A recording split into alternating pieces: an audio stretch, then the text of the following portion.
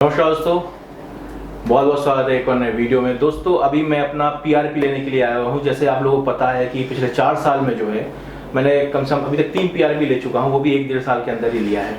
तो मैं अभी पीआरपी लेने के लिए आया हूँ और ये जो मेरा एक प्रॉब्लम है, मैं पीआरपी लेने के लिए हर बार नहीं जा सकता, बार बार क्लिनिक विजिट नहीं कर सकता। तो इसके लिए कुछ नए पीआरपी में कुछ नए टाइप के एवोल्यूशंस हुए हैं, जिसमें जो है आपका लंबे समय तक जो है पीआरपी चल सकता है, ज़्यादा पावरफुल बन चुके हैं अभी। तो उसके बारे में डिटेल में जानेंगे। डॉक्टर साहब हमारे साथ मौजूद हैं। तो आज मेरा पीआरपी हुआ है बायो पीआरपी में और बहुत अच्छी तरीके से, बहुत स्मूथली हुआ है। पेन मिनिमम से मिनिमम पेन हुआ, मतलब पीआरपी में मतलब इतने सारे इंजेक्शंस लगते हैं और पेन इतना कम, पता नहीं या तो मेरा पेन के प्रति एक जो है रेजिस्टेंस बन गया अच्छा तरीके से, या फिर बहुत अच्छे तरीके से पेन पीआरपी का प्रोसीजर हुआ है, बहुत ही स्मूथ है। तो डॉक्टर साहब हमारे साथ मौजूद हैं, संतोष सर है। नमस्कार सर, स्वागत है सर। बेसिकली पीआरपी के बारे में जैसे मैंने आपको बताया कि 4 साल हुए हैं मेरे को ट्रांसप्लांट कराए, और मैं पीआरपी के लिए बार बार नहीं आ पाता हूँ क्लिनिक में। क्योंकि मतलब मैंने पिछले 1.5 साल में 3 पीआरपी लिया हुआ है, वो भी मैं जर्नी में हूँ कहीं, तो यहाँ वहाँ एडजस्ट करके मैं ले पाया हूँ। तो जैसे कि आपने बताया कि पीआरपी में एक आपके पास बायो पीआरपी आया हुआ है। So it's a growth factor concentrate PRP, that's a bio PRP. जैसे कि आपने बताया कि आपका ये प्रॉब्लम है कि आप बार बार जाके पीआरपी नहीं ले सकते हो, तो आप ये पीआरपी करो। Exactly. तो पर्टिकुलरली हमारे जो दोस्त लोग हैं, सब्सक्राइबर मित्र हैं, तो उनमें भी ऐसे कई सारे लोग होंगे जो मेरे जैसे हैं, जो कि एक स्ट्रॉन्ग पीआरपी, और डेफिनेटली अगर हेयर फॉल के लिए कोई भी चीज़ स्ट्रॉन्ग है तो वो डेफिनेटली पहले वाले से बेहतर ही होगा। तो जो रेगुलर नहीं भी ले पा रहे हैं तो वो भी ये पीआरपी ले सकते हैं, बायो पीआरपी।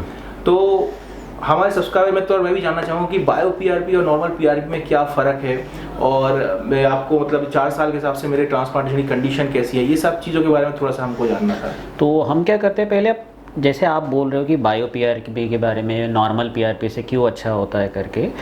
अभी आपको पता है कि आपके हेयर ट्रांसप्लांट को ऑलमोस्ट 4 साल हो गए करके, और अभी ये 4 सालों में आपने कितना पीआरपी लिया?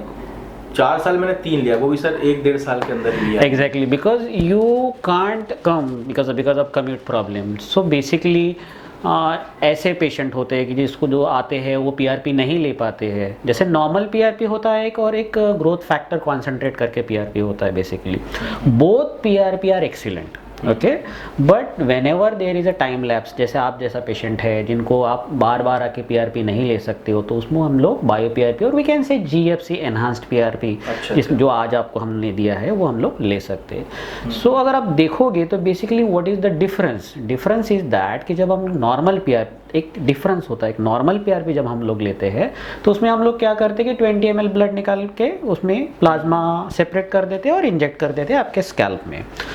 लेकिन अगर हम लोग जीएफसी कॉन्सेंट्रेट जब भी पीआरपी करेंगे तो उसमें क्या है, root is what most important, कि आपके स्कैल्प में मैक्सिमम ग्रोथ फैक्टर जाना चाहिए, राइट। तो मैक्सिमम ग्रोथ फैक्टर कहाँ से आएंगे, जब मैक्सिमम प्लेटलेट आएगा। और हमें क्या डालना है, ग्रोथ फैक्टर जो प्लेटलेट से निकलते हैं। नॉर्मल पीआरपी में डिसएडवांटेजेस क्या है कि हम क्या करेंगे, जब भी हम लोग प्लेटलेट निकालते हैं तो प्लेटलेट के साथ थोड़े बहुत कुछ अलग अलग सेल, जिसको बोल सकते हैं आरबीसी हो गया, डब्ल्यूबीसी हो गया, वो भी आ जाते हैं। तो उसमें क्या हो जाता है, बेसिकली पेशेंट को एक पेन होता है, 100% ग्रोथ फैक्टर अंदर नहीं जाते हैं। लेकिन अगर आप जीएफसी पीआरपी अगर आप देखोगे तो इसमें क्या होता है, बेसिकली ऑलरेडी इसमें प्लेटलेट सेग्रीगेशन वाला एक फैक्टर होता है। तो उसकी वजह से क्या होगा कि आपके जितने भी ब्लड में से हमने जो 20 ml ब्लड निकाला है, जो इस ट्यूब में डाला है, तो उसमें से आपके जो प्लेटलेट के साथ जो ग्रोथ फैक्टर रहते हैं, जैसे 4 ग्रोथ फैक्टर आते हैं, जैसे एक हो गया प्लेटलेट वाला, एक हो गया दूसरा आपका ग्रोथ फैक्टर वाला, तीसरा हो गया आपका इपिडर्मल, और एक इंसुलिन लाइक ग्रोथ। ये चारों ग्रोथ फैक्टर जो है एक प्योर कॉन्सेंट्रेटेड फॉर्म में आते हैं। उस वजह से क्या होता है कि बेसिकली आपके इसमें जब भी हम पीआरपी, जैसे अभी आपने देखा हम लोग जब पीआरपी कर रहे थे तो एक पेन कम हो जाता है। इस बार बहुत कम सर, बहुत कम पेन हुआ। मतलब मैंने 3 लिया है, उसमें से मुझे 2 मतलब जो मुंबई में लिया था उसमें थोड़ा सा कम पेन हुआ था, बाकी मुझे थोड़ा सा पेन का पिंच लगा था। Exactly. इसमें तो मुझे पता ही नहीं चला कब हो गया मेरे को, क्योंकि अनवांटेड जो सेल है, जैसे आरबीसी हो गया, डब्ल्यूबीसी हो गया, वो अनवांटेड सेल फिल्टर्ड हो जाते हैं बायो पीआर में। तो हमें क्या मिलता है, कॉन्सेंट्रेटेड प्लेटलेट और कॉन्सेंट्रेटेड ग्रोथ फैक्टर। तो क्या है, जो पोस्ट पीआरपी या ड्यूरिंग पीआरपी वाला जो पेन है वो रिड्यूस हो जाता है, and you will get more boost of the growth factor. उसमें और क्या होता है बेसिकली, आपने जब देखा होगा जब नॉर्मल पीआरपी आप लेते हो तो आपको एक इमीडिएट आपको with in a time frame आपको आके अंदर जाके पीआरपी लेना पड़ता है, राइट? लेकिन इसमें क्या है basically, like most of the time जैसे आपने सैंपल दे देते हो, आप सैंपल देने के बाद आपको कहीं बाहर जाना है या आप कुछ दूसरा कुछ कर रहे हो तो आपको डिले हो सकता है। बायो पीआरपी क्या है, we can save this PRP for normal temperature for at least 7 hours. तो अगर आप 7 घंटे तक भी आप पीआरपी ना लो तो उस पीआरपी का कॉन्सेंट्रेट खराब नहीं होता है बेसिकली इन नॉर्मल। अगर आपको लगता है कि आपका आधा पीआरपी आपको बाद में भी लेना है, अगर मैंने उसको 4 डिग्री सेल्सियस पे रख दिया अंदर टेम्परेचर मेंटेन, तो आप उसको नेक्स्ट 3-4 डेज में भी ले सकते हो। This is the beauty of this bio PRP 100%। Sir ये मेरे को लगता नहीं कि ये किसी काम का है क्या? कोई भी ऐसा नहीं आएगा कि भाई नहीं मुझे 2 दिन बाद डाल देना बाकी का। एग्जैक्टली ऐसे ये तो बेसिकली उसकी स्ट्रेंथ को बताता है कि ये इतने लंबे समय तक ये खराब नहीं होगा। दैट मींस के ताजा लगा लोगे उसमें तो ज्यादा कितना पावरफुल है ये। एग्जैक्टली स्ट्रेंथ को बताने के लिए। बट दिस ओनली स्ट्रेंथ कि ये पीआरपी कितने दिन तक रह सकता है, that is what the definition, और you can say difference between bio PRP and you can see GFC PRP and normal PRP also. और जैसे बाकी सारे फायदे हो गए, जैसे ये पीआरपी क्यों एनहांस करता है, और सेकंड इसका इंपॉर्टेंस है इसका जो इफेक्ट है, अगर ज़्यादा प्लेटलेट ग्रोथ फैक्टर डालोगे तो आपको ज़्यादा दिन तक आप इसको कैरी कर सकते हो। वही जो आप बोल रहे हो कि जो रेगुलरली नहीं आ सकता है, एग्जैक्टली, तो वो अगर इसको साल में सर कितने मतलब ये कितना मतलब साल में 3 ले तो उसको पर्याप्त? Normally it is less than normal PRP. 3 PRP आप लेना है 1 मंथ के बाद में, और उसके बाद अगर आपको लगता है 6 महीने बाद लो या 8 महीने बाद लो। जैसे सर हमारे जैसे लोग जो है कि ट्रांसप्लांटेशन के बाद भी, जो मेरा 4 साल का एक्सपीरियंस है, 4-5 साल का, कि मेंटेनेंस तो सर है, बहुत मिनिमम मेंटेनेंस है, क्योंकि मैं बहुत ज़्यादा कुछ मैंने ऐसे मेडिसिन भी नहीं लिया है, बहुत कुछ था, और मेरी रफ लाइफस्टाइल है थोड़ी। तो ऐसा नहीं कि मैं बहुत ज़्यादा एसी में ही रहता हूँ बिल्कुल ठंडे में, ऐसा नहीं है, धूल मिट्टी मेरे को चलता रहता है। तो और उसके बीच में मैंने पीआरपी भी बहुत ज़्यादा नहीं लिया है, क्योंकि कई सारे मैं लोग जानता हूँ कि हर 2 महीने 3 महीने में मेंटेन करते हैं। हाँ। तो जैसे मेरे जैसे बने ट्रांसप्लांट के बाद, जैसे हम सोचें कि हर साल में अगर पीआरपी लेना है तो कितना मिनिमम और मैक्सिमम पीआरपी ले सकते हैं उसमें? Maximum it's no limit, okay, but minimum at least 1 PRC पे ही आपका काम हो सकता है, 1 या 2 लिमिट तो होगा सर, क्योंकि हर दिन थोड़ी पीआरपी कोई लेगा, because patient doesn't want to come for the PRP all the time. Patient, आप जैसे पेशेंट जो है उनको तो पीआरपी लेना ही नहीं, क्योंकि आप लोगों के पास टाइम ही नहीं। उसी पेशेंट के लिए this is the growth factor concentrated PRP है, जो एक गैप दे सकता है लंबा। तो सर पीआरपी साल में कितने ले लें तो काम मतलब सही चलेगा, मेंटेन रहेगा? एटलीस्ट 8 मंथ के बाद एक ले सकते हैं आप, 7 to 8 मंथ के बाद आराम से। साल में 6 महीने में एक ले लेंगे तो चलेगा ये? 6 महीने में हाँ एक ले सकते, चलेगा, आराम से चलेगा। That's what the beauty. 3-4 महीने में भी, जैसे नॉर्मल पीआरपी बोलते हैं कि अगर आपको अच्छे से मेंटेन, तो हर महीने एक लो तो अच्छे से मेंटेन रहेगा। एग्जैक्टली। तो ये मतलब 4-5 महीने में एक ले लो तो पर्याप्त है ये, साल में 2 ले लो तो बहुत बेहतर है। More than sufficient is more than sufficient. अच्छा सर, और सर इसी के साथ एक और चीज़ है कि जैसे आपको मतलब जैसे कई सारे लोग बोलते हैं ट्रांसप्लांटेशन, मैंने ही बोला कि परमानेंट सॉल्यूशन ये नहीं है कि आपका थिनिंग होगा इन फ्यूचर, ठीक है, क्योंकि बूढ़ा हो रहा है शरीर, तो कहीं ना कहीं हर चीज़ बूढ़ी हो रही है अपने शरीर की। तो जैसे ट्रांसप्लांटेशन 4 साल हो चुके थे, आपको क्या लगता है मेरे ट्रांसप्लांटेशन हेयर की कंडीशन? मतलब मेरे को तो लग रहा है कि जैसा था वैसा ही है, थोड़ा सा मुझे कभी कभी लगता है थिनिंग हुई है, लेकिन मेरे को फिर लगता है सही है। तो और जबकि मैंने डीएचटी ब्लॉकर्स नहीं लिए हैं, पीआरपी अभी लिया जाके 1 साल में, तो आपका क्या ओपिनियन है मेरे ट्रांसप्लांटेड हेयर्स के ऊपर? Basically transplanted hair it is coming from your resistant part also. Transplanted hair के साथ साथ जो आपके एग्जिस्टिंग हेयर रहते हैं, बहुत बार उसके मेंटेनेंस के लिए हम लोग पीआरपी बोलते हैं। लेकिन बहुत बार पेशेंट को लगता है कि ज़्यादा पीआरपी लेगा तो ज़्यादा अच्छा होगा, ज़्यादा मेडिकेशन लिया तो ज़्यादा अच्छा होगा। इट्स अ मिथ, ये एक मिथ है। जैसे आप देखो, आपका 4 साल हो गया है, आपने नॉट मोर देन 3 पीआरपी लिया, आज आपका 4th PRP, still your hairs are maintain. Dutasteride नहीं लिया, फिनास्टाइड नहीं लिया, कुछ नहीं ले रहे हो आप, still because you are maintaining your lifestyle normally. Normal, आप एक स्ट्रेस में नहीं रहते हो कि आपका हेयर ट्रांसप्लांट ही हो गया है करके, उसके पीछे नहीं रहते हो। People are all the time thinking कि ट्रांसप्लांट है, हर महीने बाद 2 महीने बाद पीआरपी में जाते हैं। It's not like that. once a year or twice a year आप ये GFC PRP low, you will maintain it and the stress free life is very important। और सर एक और चीज़, जैसे मेंटेनेंस में लोगों का क्या है, ट्रांसप्लांटेशन एक सॉल्यूशन रूप में देखते हैं, लेकिन उसके आगे भी एक स्टेज है जहाँ पे आपको मेंटेन करना पड़ेगा। तो उसमें से जैसे ये तो ठीक है, पीआरपी ले लिया, दवाई ले लिया, मल्टीविटामिन ले लिया, लेकिन लाइफस्टाइल में जो है, अगर आप सोच रहे हो कि आप बहुत ज़्यादा हाई स्मोकिंग कर रहे हो, ड्रिंकिंग कर रहे हो, तो ये तो खैर कॉमन सेंस है कि इफेक्ट पड़ता है बॉडी में इसका। एग्जैक्टली। तो आपको मतलब क्या लगता है कि ट्रांसप्लांटेशन के बाद ये अगर हैबिट कंटेंट रखे हुए हैं लोग, तो क्या लगता है कि उसके ट्रांसप्लांटेड हेयर्स को फर्क पड़ेगा इसमें? Exactly, these are actually the bad habits. You have to leave that habit, okay? क्योंकि कुछ भी करो आप, स्मोकिंग हो गया, अल्कोहल हो गया, अल्कोहल आपको डिहाइड्रेट कर रहा है, स्मोकिंग आपका ऑक्सीजन सप्लाई कम कर रहा है करके, अगर आप इस हैबिट को छोड़ देते हो तो नॉट ओनली आपका लाइफस्टाइल चेंज हो जाता है, आपके पास एक्स्ट्रा एक्सपेंसेस बच जाते हैं, you can use that for good health, right? So that's what they really affect, but you have to maintain the normal lifestyle जैसे आप मेंटेन कर रहे हो। सर मैंने स्मोकिंग मतलब कभी रैंडमली किसी के साथ कर लिया तो साल में एक दो बार तो ठीक है, नहीं तो इतना ड्रिंकिंग मैं करता हूँ।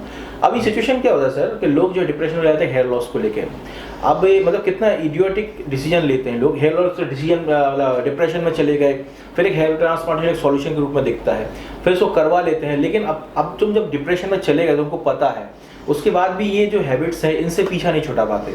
और उनको ये चीज़ पे सर क्या रहता है कि लोग भी, मेरे ख्याल से कई सारे हेयर ट्रांसप्लांट सेंटर पीपल हमारे यहाँ से हो गया बात खत्म, वो भी नहीं चाहते इतना घटाना कि हाँ ठीक है, क्योंकि बंदा डिस्टर्ब होने लगता है कि भाई तुम इतने सारे बैड हैबिट्स जो है ये तुम्हारे लॉन्ग टर्म में तुम्हारे ट्रांसप्लांटेशन को खराब करेगा ये चीज़। एग्जैक्टली। तो यू नो कि जो एक बंदा जो है डिप्रेशन में गया हुआ था वो वापस आया है और उसके लिए कितना टफ हो जाता है ये सब चीज़ छोड़ना, क्योंकि वो ये चीज़ नहीं समझता है कि उसकी लाइफ कितनी ख़राब हुई थी डिप्रेशन में जाने के बाद, लेकिन वो वापस ट्रांसप्लांटेशन और बाल आ जाने के बाद वो वापस वो एडिक्शन में जाता है और उसको लगता है सब कुछ कन्वीनियंट है, और उसके बाद जब उसका हेयर फॉल चालू हो जाता है, थिनिंग चालू हो जाता है, वो ब्लेम करता है ट्रांसप्लांटेशन वाली क्लिनिक को ब्लेम करेगा, और उसको लगता है कि जैसे ट्रांसप्लांटेशन करा लिया ये कोई जैसे अपने सब्जी बाजार में खरीदा इतना दिन चलेगा, ये चलेगा, इस टाइप का एक माइंडसेट है सब्सक्राइबर्स के माइंड में कि, तो इसके बारे में आप क्या कहना चाहेंगे? क्योंकि ट्रांसप्लांटेशन कोई परमानेंट सॉल्यूशन तो है नहीं और ये हर बंदे का अलग अलग चलेगा, ये चीज़ आपकी क्या लाइफस्टाइल है क्या है, तो इस टाइप से आप क्या बोलना चाहेंगे कि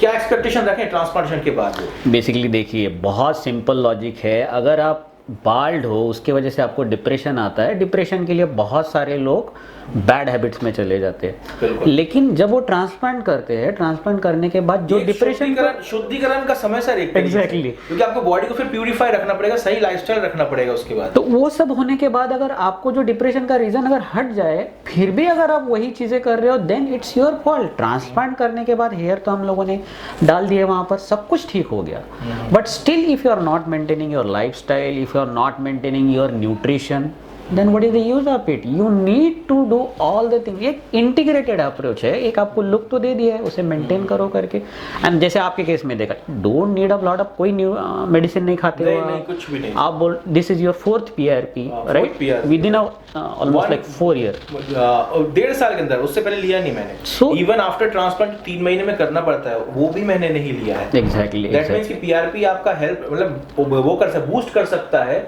लेकिन ये नहीं कि उसके बिना रिजल्ट नहीं आएगा।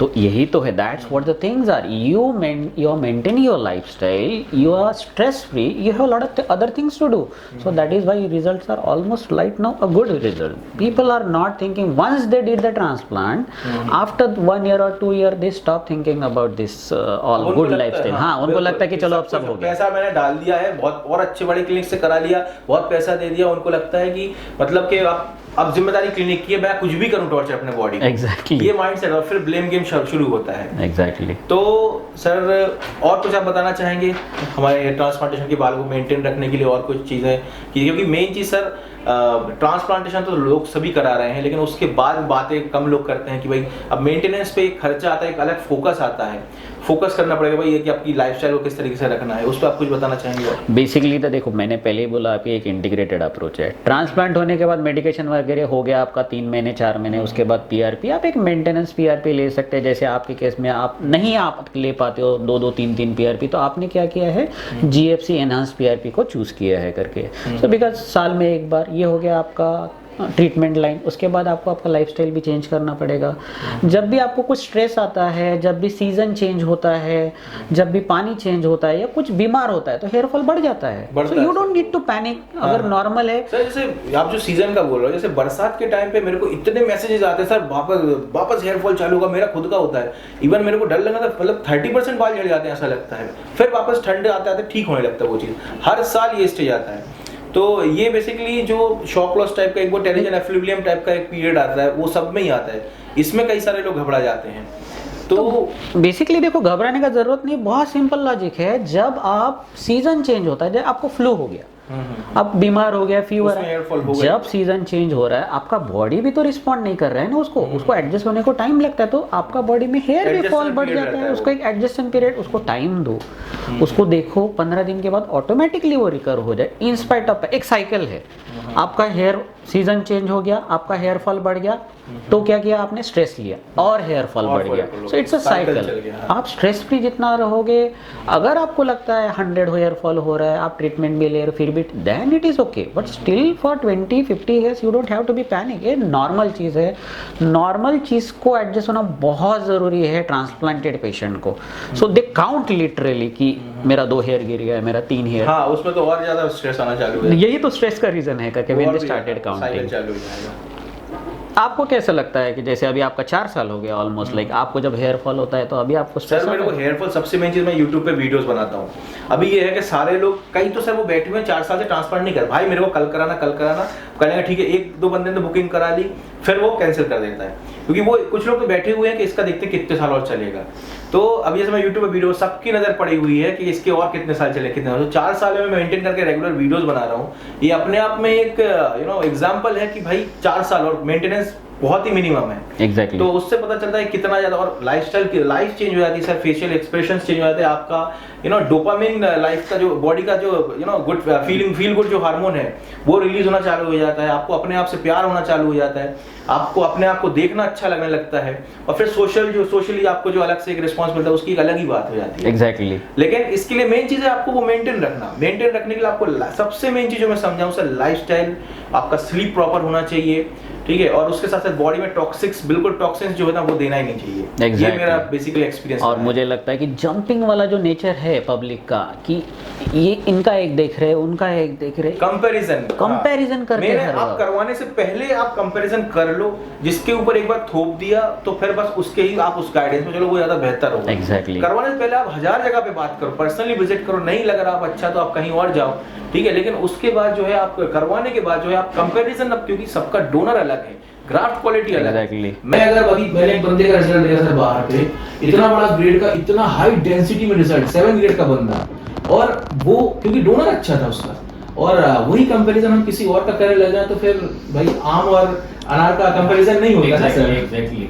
नहीं नॉर्मल, जैसे आपने देखा एक क्वेश्चन रहता है सर, उनका तो ग्रेड 3 था, उनको बिल्कुल 2500 ग्राफ लगा, हाँ, हाँ। लेकिन दूसरे ग्रेड 3 को आपका 3000 क्यों लग रहा है? बिल्कुल, तो आप लोग एक्सप्लेन नहीं कर पाते क्योंकि ग्राफ पतले हैं अगर, तो डेंसिटी देने के लिए ज्यादा ग्राफ लगेंगे वहां। Exactly. और ग्राफ मोटे हैं तो वो कम ग्राफ में भी वो अच्छा डेंस हो जाता है वो तो चीज। ये सारी छोटी छोटी चीजें अगर सब कुछ धीरे धीरे समझ सके पब्लिक तो और ज्यादा अच्छा हो जाएगा। नहीं, लेकिन सर पब्लिक बहुत स्मार्ट हो चुकी है, अब वो समझती है चीज़ों को, क्योंकि मैंने खुद देखा सर, मेरा जो इतने 4-5 साल का एक्सपीरियंस रहा है यूट्यूब पे वीडियोस बनाने में, कि पहले जो अभी मतलब पब्लिक के पास इतना नॉलेज आ चुका है कि वो मैक्सिमम पब्लिक जो है वो स्मार्ट है, उसको पता है कि एक्चुअल में क्या होना है, नहीं होना है। और कई सारे लोग जैसे आपको बोला कि आफ्टर ट्रांसप्लांट लाइफस्टाइल चेंज नहीं कर पाते, उनको पता रहता है मैं गलत कर रहा हूँ फिर भी कर रहा है। इसको ये भी तो एक सर प्रोक्रास्टिनेशन कि आज नहीं कल करूंगा, कल परसों बंद करूंगा, ये सारी चीजें भी रहती हैं।